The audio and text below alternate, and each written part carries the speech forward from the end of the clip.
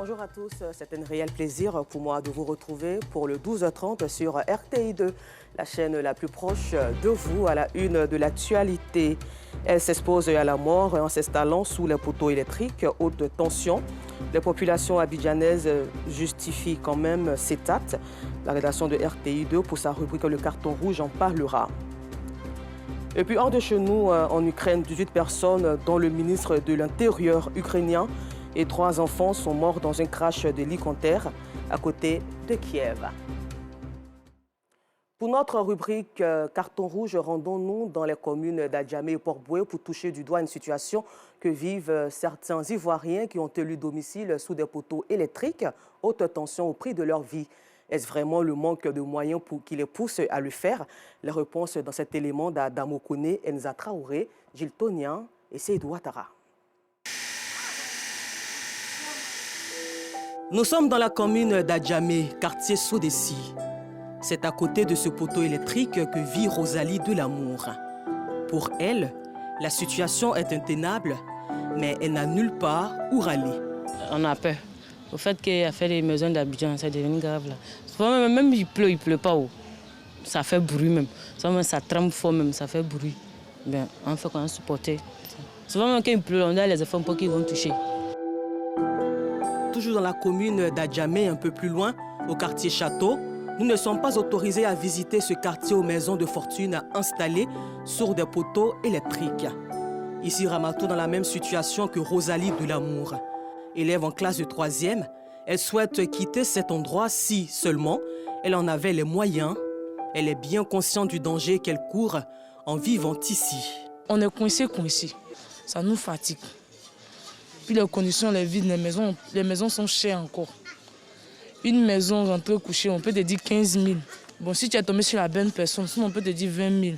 Les studios aussi pareil, les 60 000, les 70 000.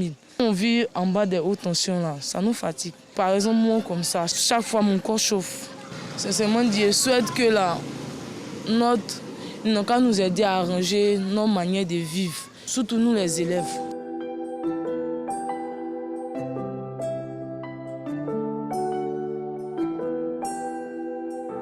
Nous avons mené des recherches qui montrent que ces lignes et poteaux électriques émettent un champ magnétique et un champ électromagnétique. Malgré cela, Ahmed et Maël, toujours au quartier Adjamé Château, ne craignent point pour leur vie. Nous vivons ici depuis plusieurs années sous les hautes tensions. Nous n'avons jamais eu aucun problème. Nous sommes habitués, nous n'avons pas peur. Quand il pleut seulement, Dieu fait grâce. Et quand il pleut, il n'y a rien. On dort tranquille, on fait tout tranquille. Dans la commune de Port-Boué, Aladji lui travaille sereinement dans ce kiosque sous ce poteau électrique. Ça fait 2 années, ici aussi, il n'a jamais vu le bruit. Voilà, on travaille. Les amoureux aussi viennent pour nous regarder comment on fait notre travail. Ils n'ont jamais parlé que les hautes tensions nous fatiguent. Pareil, au quartier Casier, les populations cohabitent avec les câbles électriques. Une situation bien triste.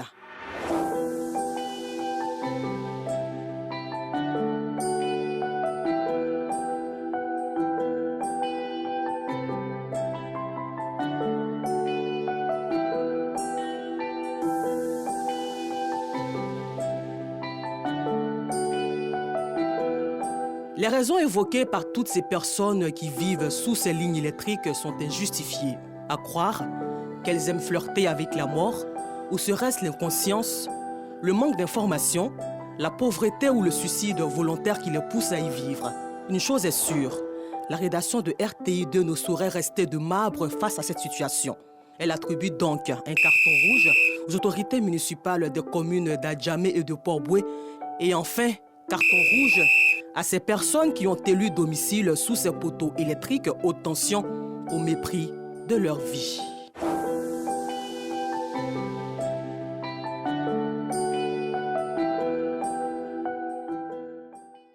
Certaines rues à l'extrémité du grand marché d'Abobo sont occupées de manière anarchique par les vendeuses et vendeurs.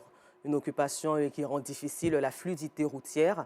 Des conducteurs qui fréquentent cette voie déplorent l'installation anarchique de commerçants qui causent parfois des accidents de circulation, tandis que ceux-ci essaient de justifier les motifs de cette occupation. Maïssa Kogey pour le reportage.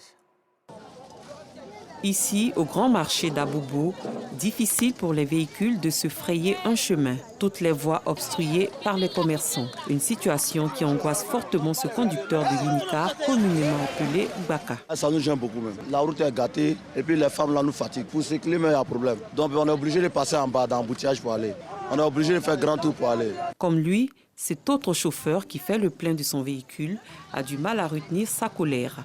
Ces vendeuses ont pris en otage la chaussée. Sincèrement dit, route là, ça nous fatigue pas, les gens sont sur la route, on n'arrive pas à partir facilement.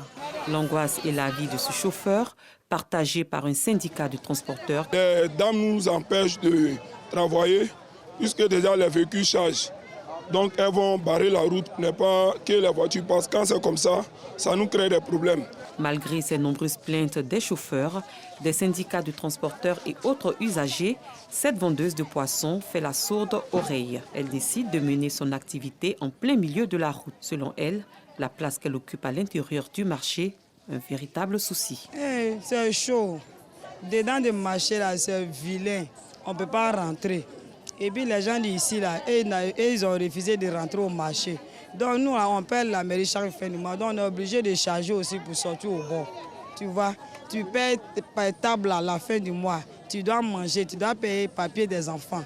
Donc on est obligé de charger pour venir au soleil. Sinon moi-même, ça ne me plaît pas. Quand il y a les voitures, on fuit. Et puis après, on revient encore. Quand il y a la mairie aussi, quand ils nous chassent, on fuit, après on revient encore. Nombreux sont les vendeuses et vendeurs qui occupent de façon anarchique la chaussée pour espérer écouler leurs marchandises malgré le risque d'accident qui plane autour d'eux. Les autorités de la commune ne cessent de les sensibiliser afin de libérer la voie publique. Elles sont malheureusement confrontées à la résistance de ces commerçants qui, une fois déguerpis, occupent à nouveau trottoirs et chaussées du grand marché. Santé, la paroisse La Bonne Sémence de Yopougon a initié une journée de dépistage de maladies. Cette journée ouverte à tous vise à renseigner les populations sur leur état de santé.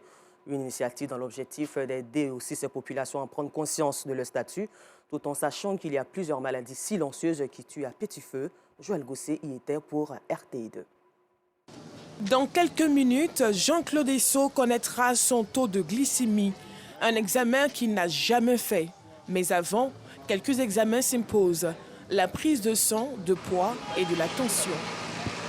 Je suis presque à la limite d'avoir le diabète. 1,07, alors qu'ils m'ont dit c'est 1,10. Donc c'est le mieux pour nous, pour tout un chacun de venir connaître son taux de glycémie. Parce que la maladie de diabète, c'est une maladie silencieuse. Elle ne prévient pas. Donc à chaque fois, il faut faire son test pour que les médecins puissent t'orienter. Et puis bon.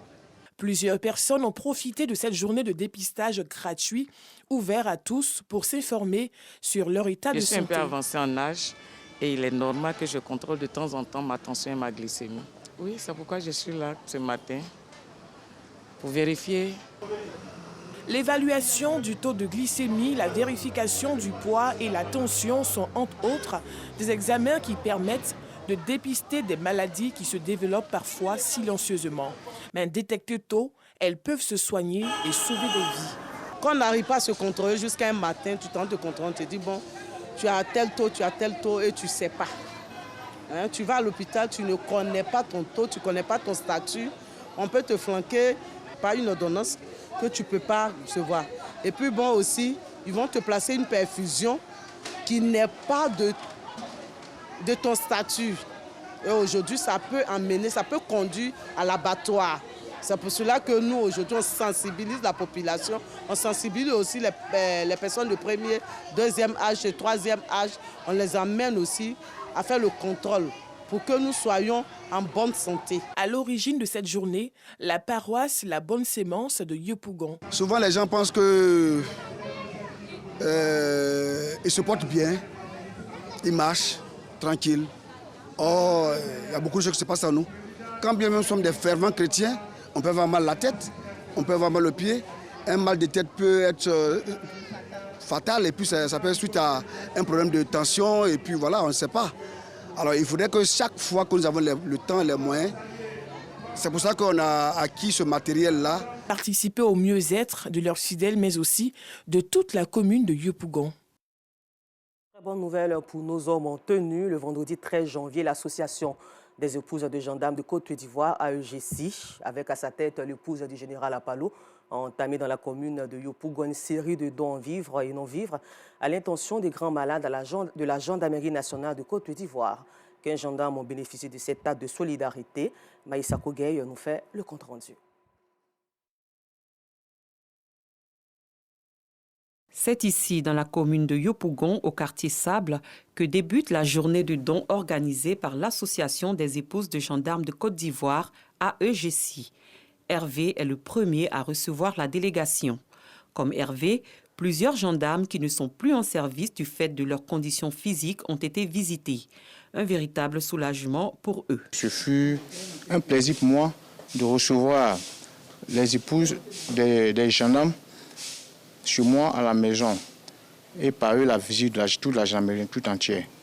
Donc vraiment, je tiens à leur dire merci. Cet acte de solidarité et d'entraide de l'AEGC à l'intention des gendarmes vise à soulager la peine de ces grands malades en ce début d'année 2023. Nous sommes rentrés dans une nouvelle année, donc il était bon qu'on s'arrête un peu pour penser à nos maris qui sont malades. Donc avec notre maman, à présent d'honneur, nous sommes venus apporter notre soutien, leur témoigner notre solidarité, leur dire qu'ils ne sont pas oubliés par la grande famille de la gendarmerie, nous pensons à eux. Au total, 15 familles de gendarmes ont été visitées à l'occasion de cette journée de dons initiée par l'Association des épouses de gendarmes de Côte d'Ivoire.